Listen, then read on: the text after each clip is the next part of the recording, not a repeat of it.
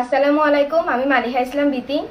আমি ইসলাম ধর্ম গ্রহণ করার কারণে আমার পরিবার, আত্মীয় স্বজন, বিভিন্ন বড় বড় নেতা এবং বিভিন্ন সোর্সের লোক মিলে আমাকে এবং আমার স্বামীকে মেরে ফেলার হুমকি দিচ্ছে।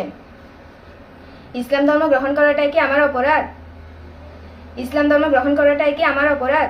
এটা আমি আমার সকল মুসলিম ভাই বোনদের কাছে প্রশ্ন করছি। বাংলাদেশ একটি স্বাধীন দেশ। এই দেশে সবার স্বাধীনভাবে মত প্রকাশের অধিকার আছে। এই দেশে সবার স্বাধীনভাবে বেঁচে থাকার অধিকার আছে। আমি বাংলাদেশের আইনকে শ্রদ্ধা করি, সম্মান করি। বাংলাদেশের প্রচলিত আইন অনুযায়ী আমি একজন সাবালিকা। আমার নিজের ভালো মন্দ বিচার করার জ্ঞান বুদ্ধি উভয়ই আছে।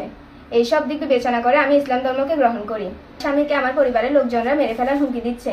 এমন অবস্থায় আমরা নিরাপদ বোধ করছি না।